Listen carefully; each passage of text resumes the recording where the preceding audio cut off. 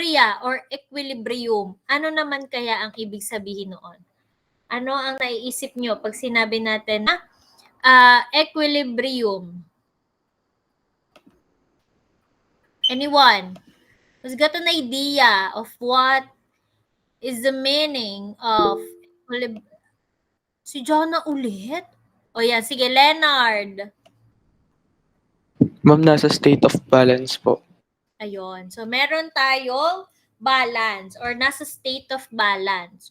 So, pag sinabi natin na ganito, ang pag-uusapan natin ay pag sinabi natin chemical equilibria of aqueous solution, so ang pinag-uusapan natin dito ay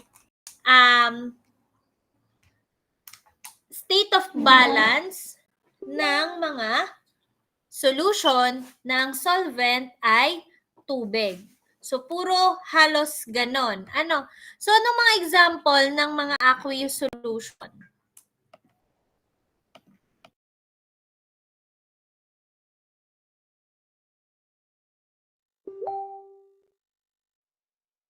May idea kayo? Anong mga example ng mga aqueous solution?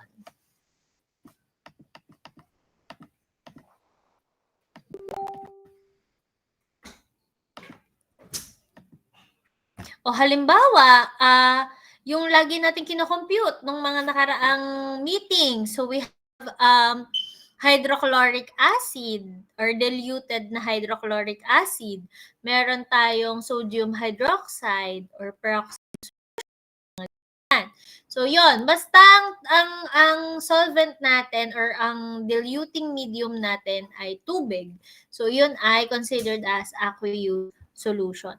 But PowerPoint na ito, pagkakaliit ng sulat. So, ang sabi, at the end of this module, dapat we're able to understand mga concepts daw and ma-familiarize tayo sa mga techniques na ginagamit natin in solving equilibria ng mga aqueous solution. And then, of course, makapag-calculate tayo ng mga makapag-calculate tayo ng analysis natin ng chemical equilibria. And of course, maka-acquire tayo ng skill or laboratory techniques na kinakailangan para sa mga chemical analysis and systematically collect and interpret yung data na makukuha natin. Ano? So, ang nilaman daw ng module na ito will be discussing about the aqueous solution and of course the chemical equilibria. Ano ba yung mga buffers? Paano ba nakaka-affect electrolytes pagdating sa chemical equilibria? And of course, mag-solve tayo ng problems for complex system. So alam nga naman natin, 'di ba, pag sinabi nating water, ano yung definition ng water noong tayo ay anong definition ng water noong tayo ay elementary? Water is the what? Sa chemistry. Sige, Leonard. Universal solvent po. Yeah. Water is the universal solvent. Kasi alam na pag mga halos lahat ng polar compounds ay kayang tunawin or kaya natin na mix with water. Okay? Also, it is the most plentiful or most abundant solvent na meron tayo dito sa Earth. Kasi nga, di ba, ang Earth nga ay 75% water, sabi. Tapos, madali daw siyang i-purify, then of course, safe siyang gamitin. Kaya, this is widely used as medium for chemical analysis kasi cost-efficient siya, tapos compatible siya sa halos lahat ng polar compounds. Next. Ay, bakit ganun? Tama pala. So, meron daw tayong mga tinatawag na electrolytes. So, most solutes daw ay electrolytes. Ibig sabihin daw, kapag dinisolve natin siya sa water, magfo-form sila ng ions. Yung mga ions, yun yung mga charged particles. Diba? Sabi nga natin, charged particles. And therefore, kaya niyang, dahil siya ay charged, so kaya mag-produce ng or kaya niyang mag-conduct ng electricity. Kaya sila tinawag na electrolytes. So, strong electrolytes, ibig sabihin, complete dissociation or complete ionization sila sa solvent. Weak electrolytes naman, partial lang. Okay? So, this characteristic mean that solution of weak electrolyte will not conduct electricity as well as solution containing an equal concentration of strong electrolyte. Okay? So, kapag ka partial association, pag partial ionization pala, ibig sabihin, hindi pala siya gaanong naghihiwalay yung mga ions niya. Pag sinabi natin kasi nag-ionize, naghihiwalay, di ba? Gaya nga nung na-mention ko before na kapag ka ang asin dinisolve mo sa sa tubig, maghihiwalay si sodium at saka si chloride. So si sodium ay positive, ay negative. So yun yung mga ions na yun. Kaya ang salt water ay good conductor ng electricity kasi strong electrolytes ang sodium and chlorine. Okay? So kapag ka asukal o hindi nag-ionize ng completely or ng hindi alam ko hindi totally nag-ionize si carbon, hydrogen, and oxygen pag dinisolve natin sila. Usually, ang nag-ionize ay yung may mga ionic bonding. So, yun ay between metal and non-metal. Pagka covalent, hindi masyado. Natutunaw lang sila sa tubig, pero the bonds are still there. Okay? So, kapag ka the weak electrolyte, hindi daw yon ina-expect na makapag-conduct ng electricity. Uy! Anyari? Nagmamadali. Ayan. So, kapag ang mga strong electrolytes daw, ito daw yung mga inorganic acid like nitric acid, sulfuric acid, hydrochloric, hydroiodic, hydrobromic. Ito pala perchloric pala to kapag ka may additional na oxygen. So, perchloric acid. Tapos, ito ay bromic. Ito ay hydrobromic acid. Tapos, bromic acid. Alkali and alkaline earth hydroxide. Alin ng alkali? Na nasa group 1. Alkaline earth, yung mga nasa group 2.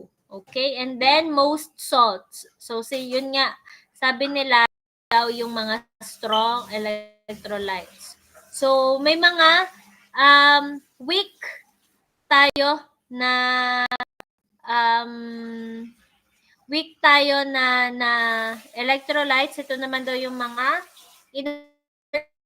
other inorganic acid gaya ng carbonic, ng boric, phosphoric, hydrogen sulfide, tapos sulfurous. Ito sulfuric, ito ay sulfurous.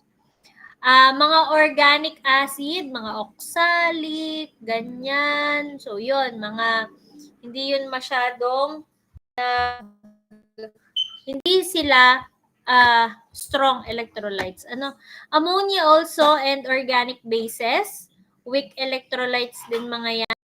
Halides, cyanides, and thiocyanate. Kapag daw mga halides yan ng mercury, zinc, and cadmium.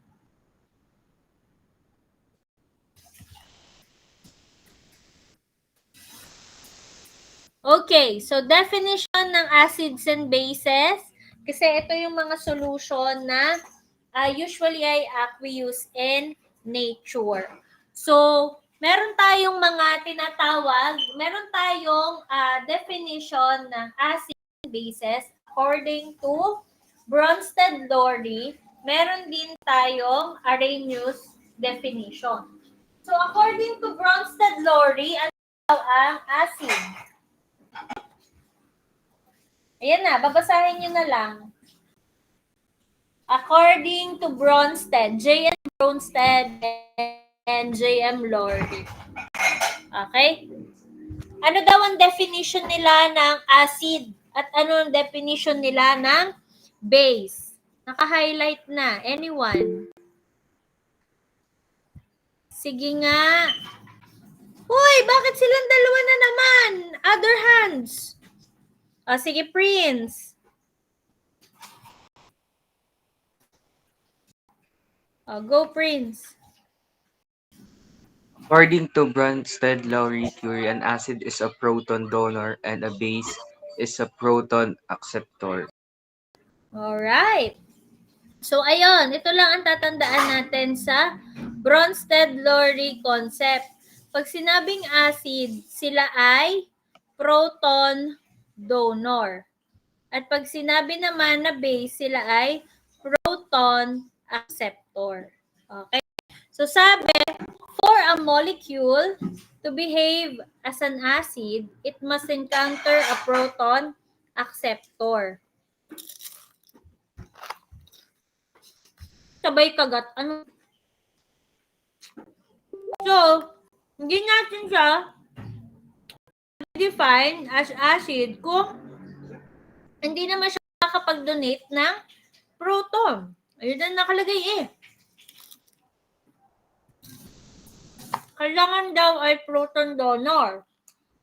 So, kung walang tatanggap, kung walang proton acceptor, edi ang hirap niyang i-define as a Bronsted-Lowry acid. Okay? Same thing with the base. So, para masabi natin na siya ay base, kailangan daw meron siyang partner na proton donor. Okay? Partner, ha? So, para siya ay magiging base, kailangan mapanindigan niya na siya ay nag-accept ng proton. Ibig sabihin, kailangan may partner siya na proton donor, which is an acid. Okay?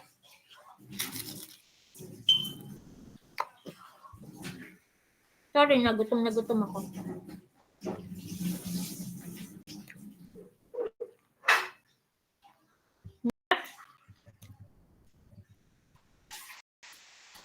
Ano naman daw ang conjugate acids and bases?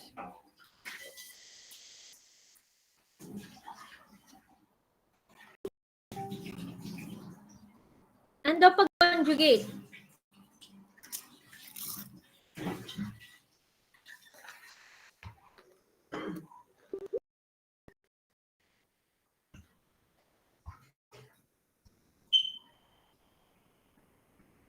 Ano daw?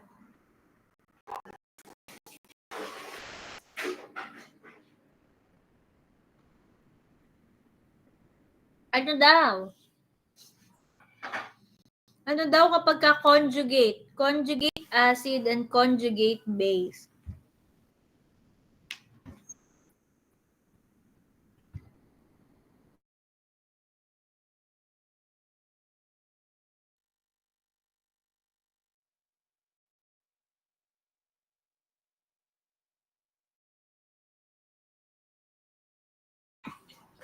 Uy! Ano na? Ayun ako, nakasulat na. Sige nga, Babylin. Kapag po conjugate acid po, nagigain po ng proton. Kapag ka po conjugate base naman po ay nagtulong po ng proton. Parang baligtad. Kapag ka, di ba sabi nga natin magkadugtong pa rin yan. Karugtong pa rin yan ni Bronsted-Lowry. Kaya sabi natin, proton donor si acid. So, ibig sabihin, ang naglo-lose ng proton ay si acid. Tapos, si base naman ang nag-gain ng proton kasi siya ang proton acceptor. So, yun yung acid, yun ang base. Definition ni Bronsted-Lowry. So, ano naman pag sinabi natin conjugate?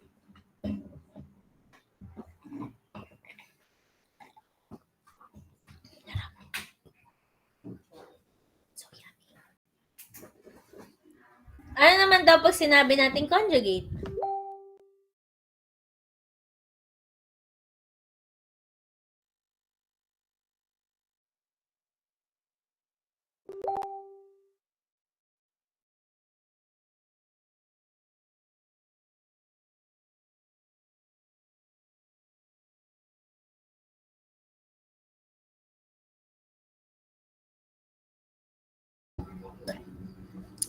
Hoy! Ano? Ayan na, oh! Alright. So, sabi, important feature daw ng Bronsted-Lowry ay kung ang product daw na na-form kapag ang acid ay nagbawas ng isang proton, ang lalabas daw na product ay parang proton acceptor na. Magiging proton acceptor na siya kasi nabawasan na siya ng isang proton eh. So may kapasidad na siya na tumanggap na panibagong proton. In that case, kapag si acid nag-lose or nag-donate na siya ng proton, si acid ngayon ay willingly accepting a proton. That makes it a base. So, siya ay nagiging conjugate base na parent acid. Oh. Naiintindihan nyo? Ayan o. Product form when an acid gives up a proton is potential proton acceptor and is called the conjugate base of the parent acid. So, halimbawa daw ito, yung acid mo daw yung kunwari acid daw yung initial state. So, yan daw ang parent acid mo. So, kapag daw yan ay give up or nag-donate ng isang proton, ang lalabas daw sa kanya ay base na. So, siya na daw yung tinatawag na conjugate base. So, ang conjugate base ay yung product after an acid has given up a proton. Okay? Malinaw? And vice versa. Kapag si base ay tumanggap na ng proton, nagiging siyang conjugate acid. Di ba? They are conjugate pairs. Malinaw? Di ba? So, kapag daw tumanggap na si base ng proton, siya daw ay acid 2, siya daw ay conjugate acid na. Okay? So, when those two processes are combined, the result is an acid base or neutralization. So, eto na siya. Siyempre, nagsahalo ka ng acid tsaka base. O, manuneutralize nila ang each other. Okay? So, sabi many solvents daw are proton donors or proton acceptors and can thus induce basic or acidic behavior dissolved in them. So, halimbawa daw ay aqueous solution ng ammonia. So, yung water, ito, si water daw si water daw ang may kapasidad na mag-donate ng proton. And therefore, si water ang acid. Ang solute ay si ammonia.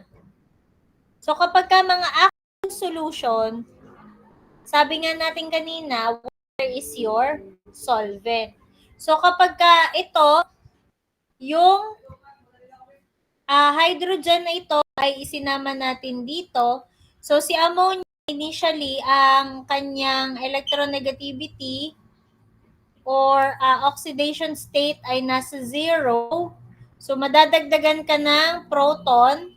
Diba, ang hydrogen atom nga ay hydrogen ion is a proton. Kaya siya naging NH4 or ammonium ion.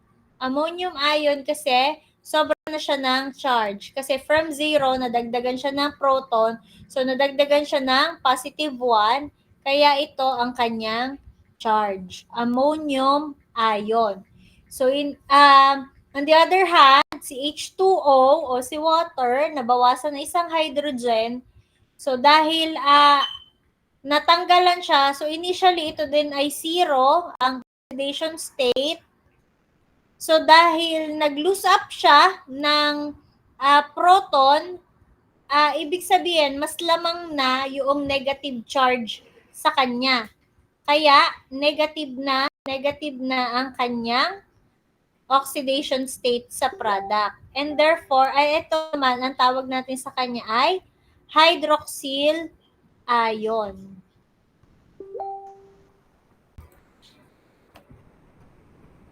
Hydroxyl ion. Yan. Ito ay ammonium ion. Yan. So, ngayon, kung ito yung parent acid natin, seawater, at ang kanyang solute ay si ammonia, at dahil nadagdagan si ammonia ng positive, naging ammonium ion, siya na ngayon yung may kapasidad na mag-donate ng proton kasi siya yung sobra. So, ngayon, ito na yung tinatawag natin kanina na siya na yung tinatawag natin kanina na conjugate acid. Okay? Tapos, dahil si water naging hydroxyl ion na lang at siya ay negative and readily kaya niyang tumanggap ng proton dahil nga negatively charged siya. So, siya ngayon ay, dahil siya ay proton acceptor, siya na ngayon ang ating conjugate base. Malinaw? Malinaw yon?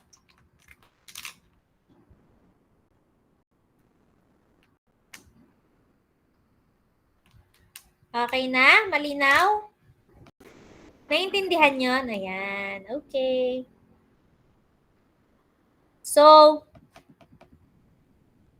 sa reaction na to, ang ammonia yung base 1, and then water is your acid 1, and then conjugate acid mo ay ammonium ion, and then hydroxide ion ang conjugate base. Hydroxyl ion. Ayun yun na hydroxyl. Sige, palitan natin. Gawin natin hydroxide. Ay, mali yung spelling. Okay. Dali, di ba? So, halimbawa naman daw, ang water can also act as a proton acceptor. Sabi. Kasi nga universal solvent siya. So, pwede daw siya kahit saan siya. So, pwede din daw siyang proton acceptor or base in an aqueous solution daw ng nitrous acid. So, water and nitrous acid, HNO2. So, dito daw, maglo-lose up ng magbibigay ng hydrogen ion si nitrous acid. So, pupunta ngayon siya dito. Kaya mangyayari ay H3O+. Nadagdagan siya ng positive charge dahil nadagdagan siya ng proton. So, ito, matatanggal siya ng isa, matatanggal siya ng proton, siya ay magiging negative. So, ngayon, itong si hydrated proton daw ang tawag sa kanya. Siya na ngayon ang inyong conjugate acid. Okay? Si hydrated proton. At ito na ngayon ang inyong conjugate base. Yun. Alright, madali nang intindihin, di ba? Parang nagpapalitan lang sila ng pagiging acid at pagiging base. So, ano naman yung tinatawag natin ng mga amphiprotic species? Amphi. Pagka kasi amphi, ano ibig sabihin ng ano? 'Di ba kaya nga meron tayong mga term na amphibian, ganyan. Ano ibig sabihin ng amphi? May amphipathic. Ayan, amphi. Amphi prefix. Okay? Amphi, ampho, ayun. So, ito daw siya. So, kapag daw sinabi natin na amphi or ampho, sila daw yung, ibig sabihin daw ay both sides. Okay? Both sides or all sides or double. Diba? Ang amphibian, pwede siyang lupa, pwede siyang tubig. So, kapag amphiprotic, pwede daw silang magkaroon ng both acidic and basic properties. Amphiprotic. So, ang example daw ay dihydrogen phosphate ion or the H2PO4 negative 1 na kayang behave as a base in the presence of a proton donor such as hydrated ion.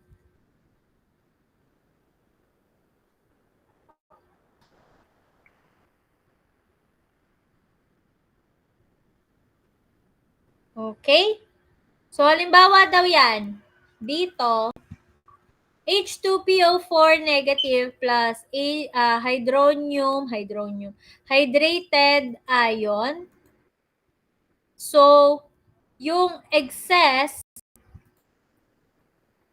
na proton dito ay readily pwede nating ibigay kay hydrogen phosphate at makakabuo ngayon siya ng acid which is the phosphoric acid, H3PO4. So, ito ngayon ay wala siyang charge. So, hindi siya conjugate. Siya ngayon ay acid na mismo. And then, dahil ito ngayon, si water, siya na ngayon yung iyong base. Kasi ito na yung acid. And then, H2PO4 negative plus, kapag ka naman siya ay galing sa, pag ang reaction naman ay with hydroxide ion, so ito, what happened?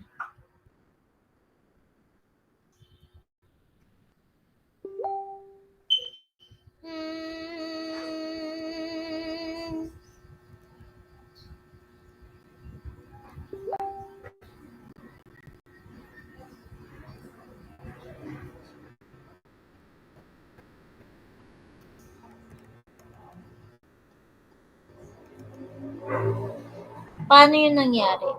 Balance ba? Balance naman. Pero ang charge, paano hindi siya balance? Charge 1, 2.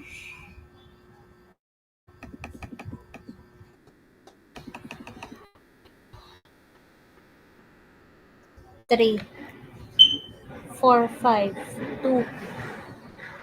Tapos dito ay 3, 4, 5. At hindi balance. Paano to nangyari? H2PO4 negative. So, pumunta siya doon. Tapos ito, maglo-loose up siya. Papunta rito. Magiging water. Mali ito. Dapat ito ay walang subscript. Yan. And then, ang tawag sa kanya ay HPO4. So, siya na ngayon ay hydrogen phosphate hydrogen phosphate or monohydrogen phosphate. Okay, o yan na. Kaya pala, litong-lito ko, hindi balanse ang aking equation. So, kung dito, si dihydrogen phosphate ion ay nag-accept ng proton. Dito naman ay maglo-loose up pa siya ng proton papunta kay hydroxide ion. Kasi tingnan mo, ito ay isa lang ang hydrogen niya, isa lang ang proton niya, ito ay dalawa. So siya ang mas may, kasi pareho silang negative eh. So ang titingnan mo ngayon, sino mas madaming hydrogen? Kasi yun ang proton, di ba? Hydrogen is also the proton. Ito dalawa, ito yung isa. Edi, ito na lang, magbibigay siya dito. Tapos magiging hydrogen phosphate ion siya with charge na negative 2 kasi negative 1 ka dyan, nagbawas ka pa ng proton, edi magiging negative 2 na yung electronegativity mo. Tapos yung H dito sasama sa OH, magiging siyang water. So if that's the case, now water is the acid and then ito na ngayon si base. Okay? Dali, di ba? So, water daw is an example of an amphiprotic solvent and solvent that can act as an acid or as a base. Depende sa kanyang solute. Diba? Water plus water, pwede daw siyang maging hydrated proton or hydronium ion. Pwede din daw siyang maging hydroxide ion. Okay, and then, ano pa? Common amphiprotic solvent ay methanol, ethanol, tsaka acetic acid. Okay, so ito methanol, CH3OH, CH3OH. So, depende sa solute kung mag-a-act sila as acid or base. So, autoprotolysis, ito daw ay kaya daw niyang, ang mga amphiprotic solvent daw ay kayang mag-undergo ng self-ionization. So, yung self-ionization na yon ay tinatawag din natin na autoprotolysis. Tandaan,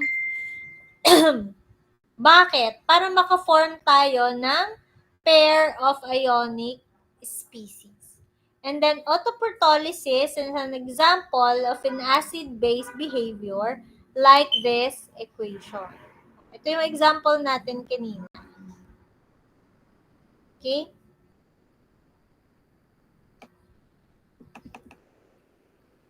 So, paano natin na-determine ang strength of acid and base?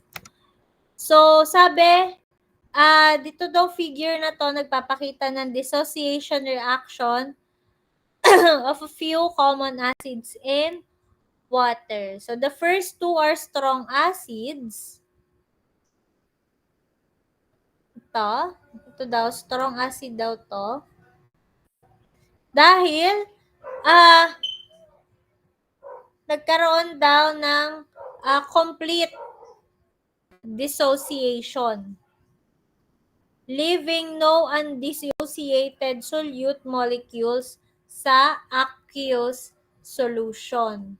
So, ito naging hydronium ion siya and chlorate ion. So, ito naman, hydronium ion at chlorine or chloride ion. And then, the rest daw mula dito hanggang dito ay naging, sila daw ay weak acids na. Bakit? Tingnan nyo, ang product nila, meron pa ding hydrogen na kasama. Hindi nagkaroon ng complete na dissociation. Si phosphoric acid, papuntang phosphate and hydrogen lang. So, may naiiwan, may hydrogen pa din. May hydrogen pa din dito. Ito meron din. Ito meron din. Ito wala na. Hydronium ion na lang siya, chlorate, tapos hydronium ion at chloride. So, ibig sabihin, ito ay tumutukoy doon sa complete dissociation. Etong mga to ay incomplete dissociation. Alright? Naintindihan nyo?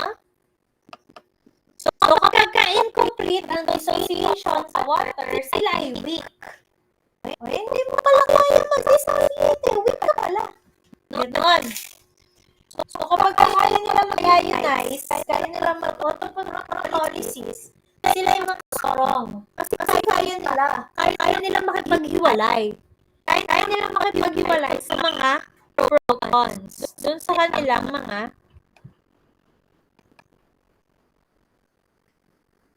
kaya nila kumiwalay.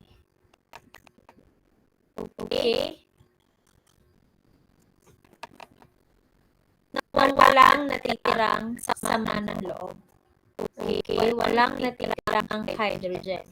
Ito kasi, kahit makipaghiwalay na sila, doon sa kanilang original na partner, may natitira pa. Hindi pa siya kompletong nakikipag-dissociate. So, sila yung mga weak na tao, charis. Yung may mga natitira pang bitterness at may mga natitira pang sakit. Ito na sa tao, diba? Kapag ganyan, pag incompletely hindi ka pa nakakagat over, then agad ka aswig. Ganon. Pero, strong base ka naman daw. Weak acid ka, pero strong base ka naman daw. Yung mapoproduce mo. Kasi ano ba ang taste ng base? Bitter, di ba? Oo. Kaya sila strong base. Yung may mga natitira pang bighati. May natitira pang hydrogen.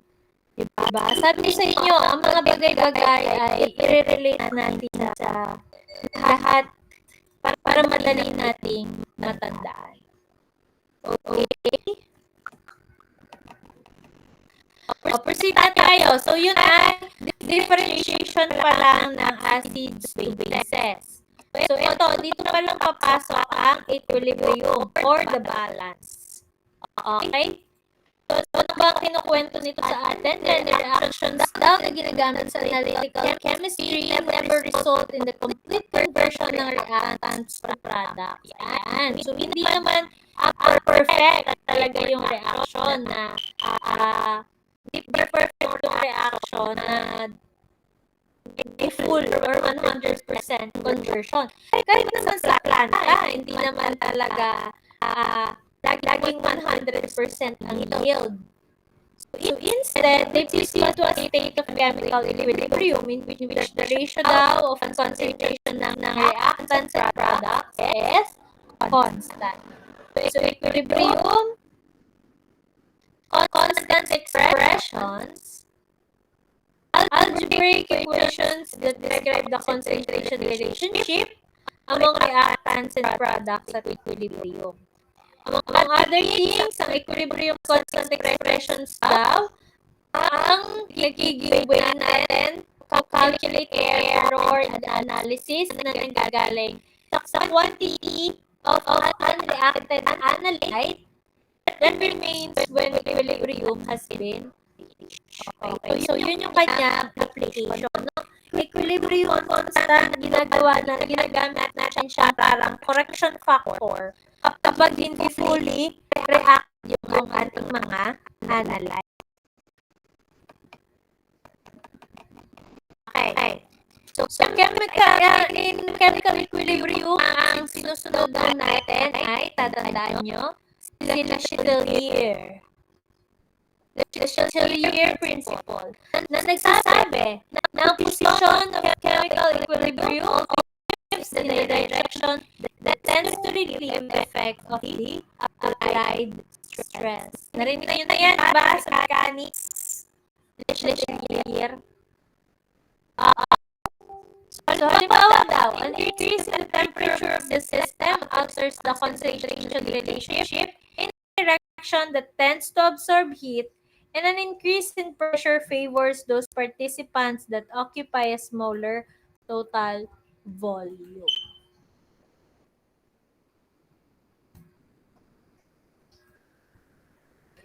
So, ang equilibrium shift daw, brought about by changing the amount of one of the participating reactants or product is called a mass action effect.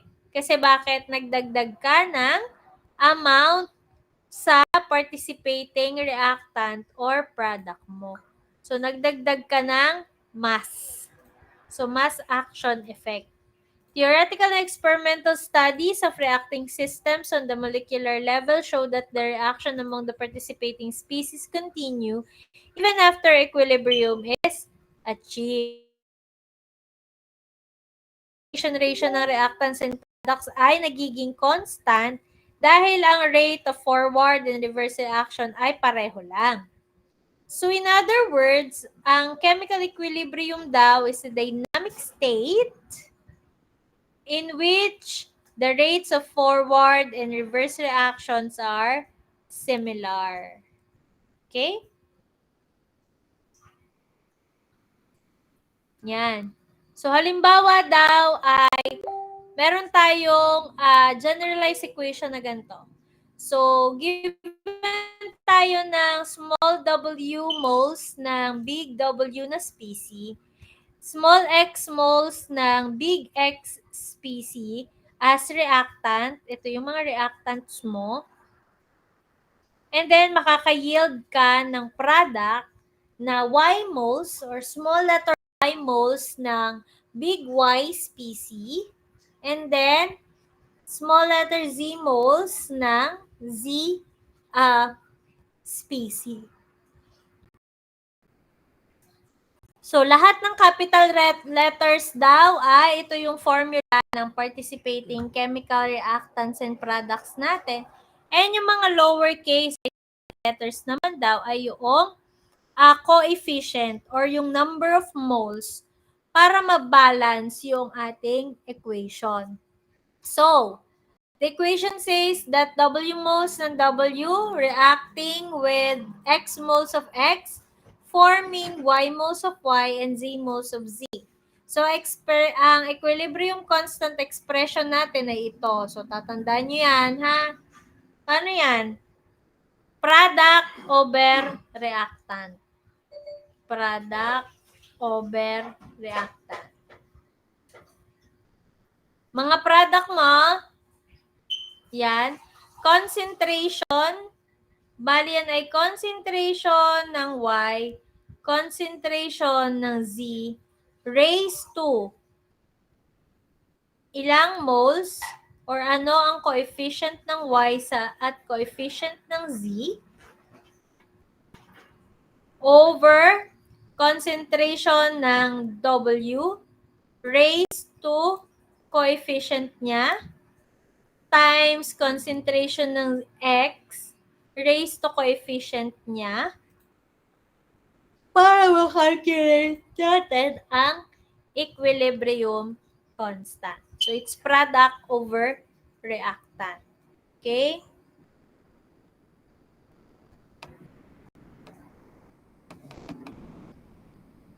Yan. If a reactant or a product is a pure liquid, a pure solid, or the solvent present in excess, no term for this species appears in the equilibrium constant expression. So kung halimbawa daw ang Z is the solvent HO, the equilibrium constant expression simplifies to this one. Kung halimbawa, hindi to HO, and a water, ganon.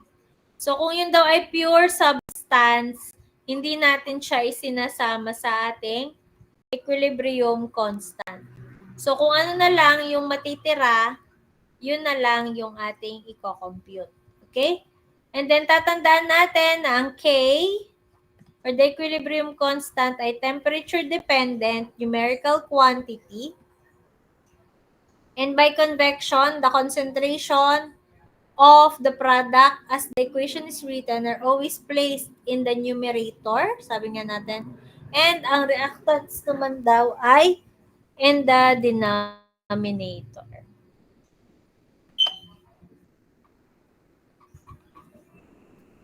So, halimbawa daw, given daw tayo ng 3 mole ng iron, solid, reacts with 4 moles ng water, yielding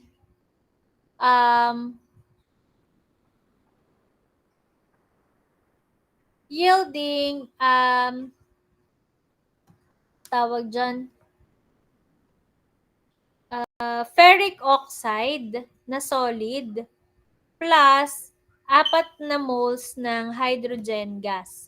So, sabi, kapag ka daw solid or pure liquid ang lalabas, sabi pag pure solid daw, hindi natin isinasama sa equilibrium constant.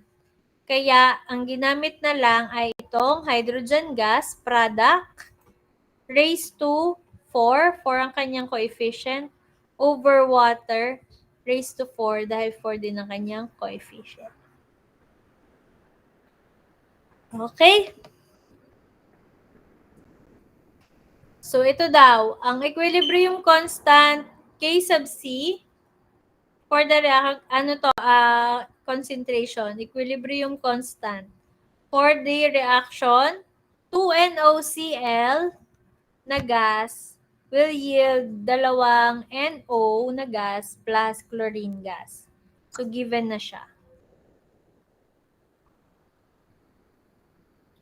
Try nyong isolve. Paano natin isosolve ito? Wala nito.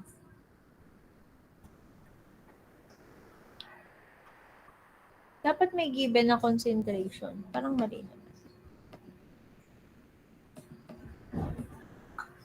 Okay. So, meron daw tayong types ng equilibrium constant sa analytical chemistry.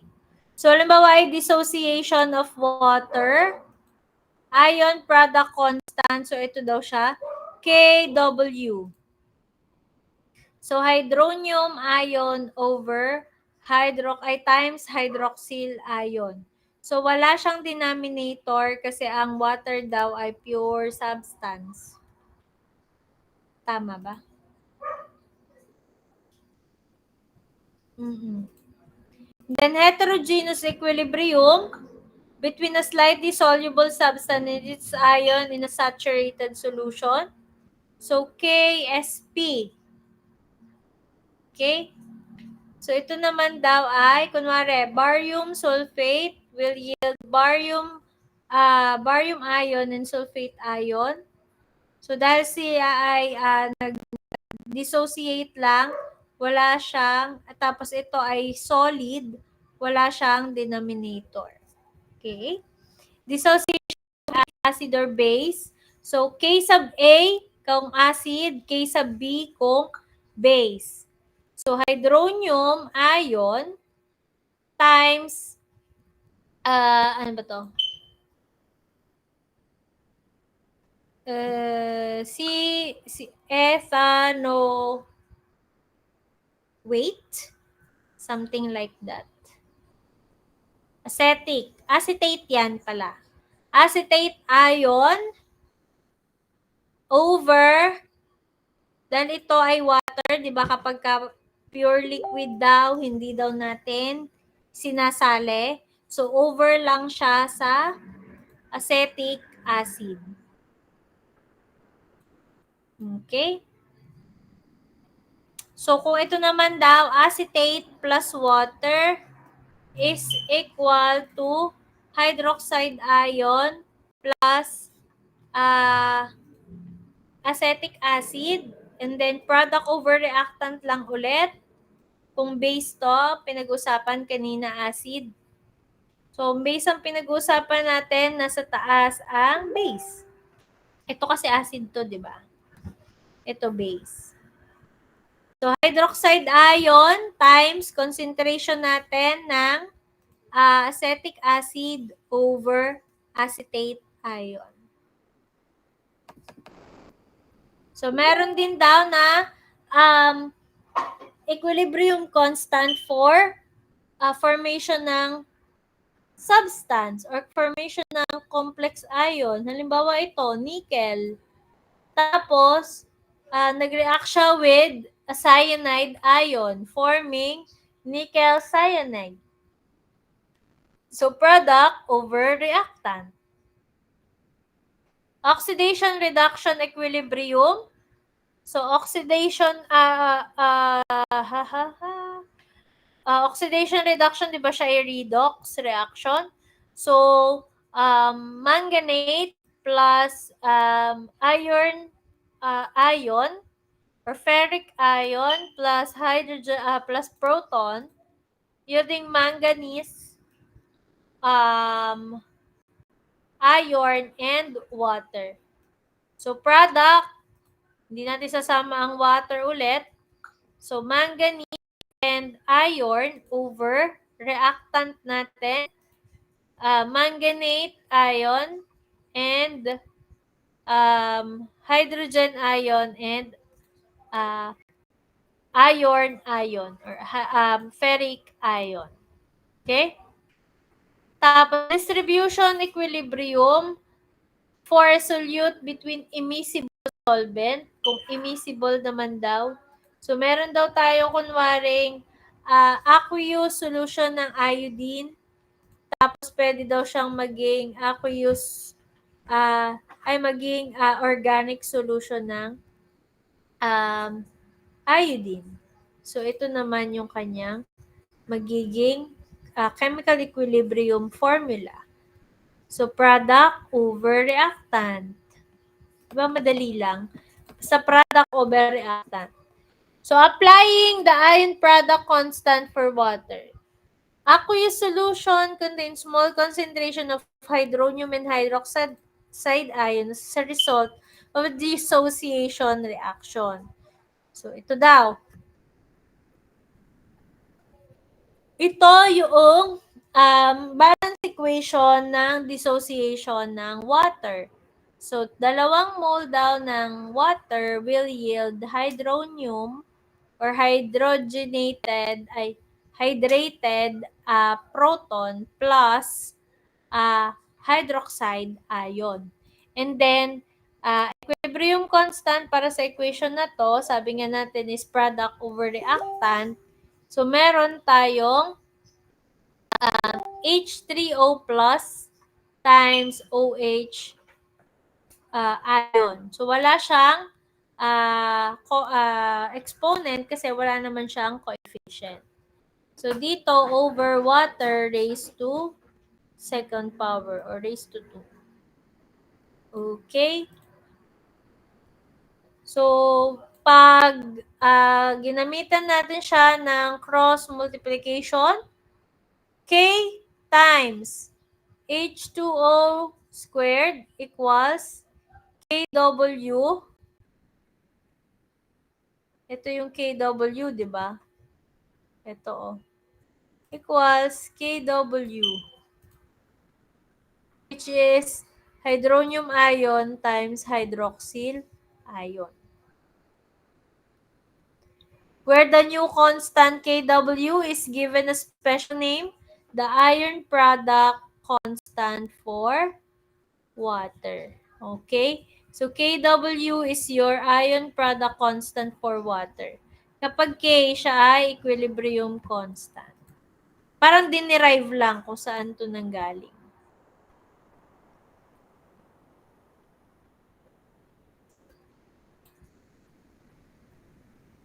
So, in a dilute aqueous solution daw, the molar concentration of water is, halimbawa daw ganyan, 100 grams daw ng tubig over 1 liter ng tubig.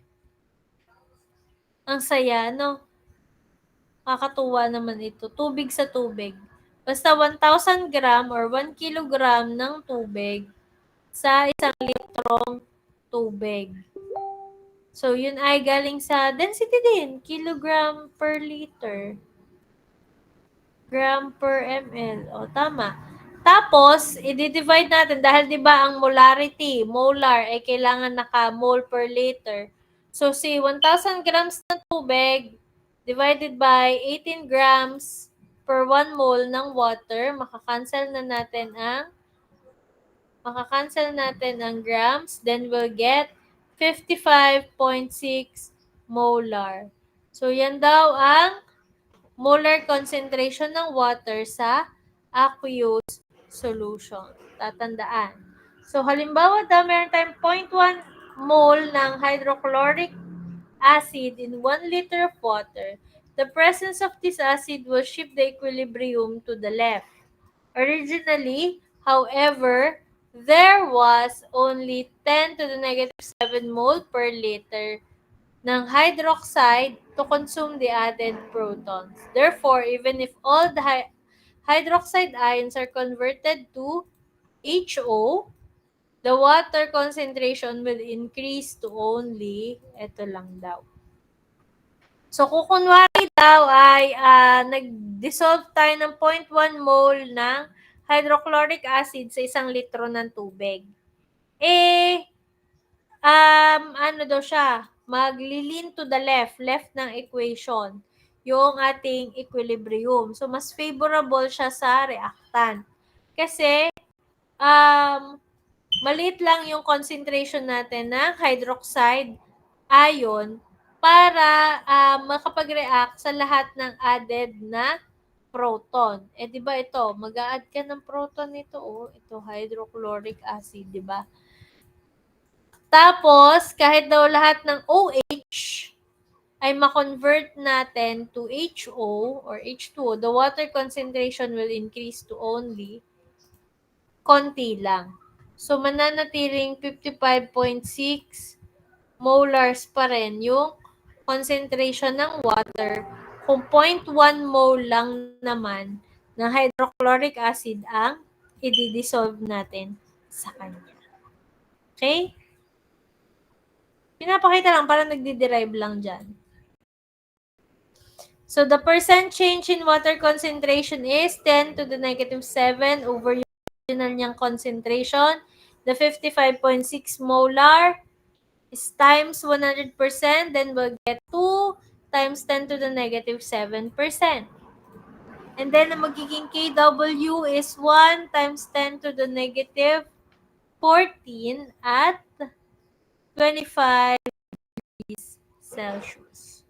So, ito pa rin ang ambient na ginagamit at 25 degrees Celsius. Ang iron product constant daw ng water ay 1.008 times 10 to the negative 14. So, for convenience daw, ang ginagamit na lang ay, yun pa din. Basta pag room temp, 25 pa din. So, it shows how it depends on temperature. And then, yun yung sinabi natin kanina, temperature dependent ang K or ang equilibrium constant. Then, ion product constant for water permits us to easily find the hydronium and hydroxide ion concentrations of aqueous solutions. Pinakikita lang sa atin ano yung significance ng knowing the ion product constant for water. So ito, nag-iiba-iba ang Kw with respect to the temperature.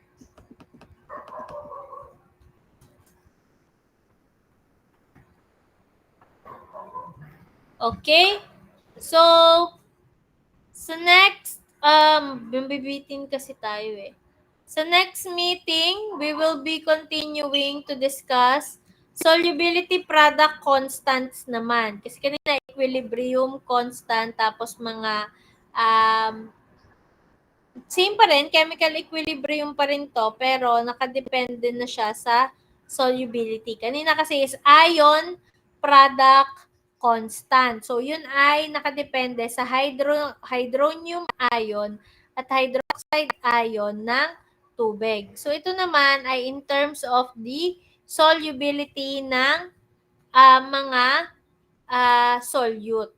Okay, so ito naman yung ating pag-uusapan sa Sabado after the quiz. Okay? Yan. Solubility product constant. Okay? So I think that would be all for tonight. Kakat ko na to short para makapag-review kayo kasi gusto nyo naman yan, mag-review. So para makapag-review kayo, tapos sino pa may hindi nakapag-attendance? Meron pa? Ba't kulang pa tayo? Sinong absent tonight? Parang kanina kompleto. Ay, mali. Meron? May question kayo sa quiz? Madali lang.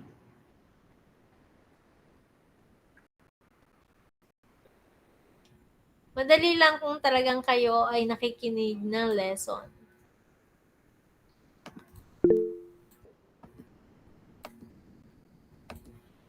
Yes? Leonard? Yung type po ng mga question po ay parang katulad lang din po nung nasa reference books po. Oo, ganun lang din. Kakamukha naman yan. Okay, yung mga, ano pa yon? May question pa? Ano po? Ask ko lang po if pwede po gumamit ng halimbawa po yung mga equations po para pong nakikita po sa internet. Minsan po kasi ay halimbawa po may equation po na pwede pong i-apply po sa ano pero hindi po nabanggit. Okay lang po na magdagdag. Equation? Paano equation? Ay, ano pa po pala? Formulas po pala. Formula? Okay lang. Basta mapapalabas niyo yung ano,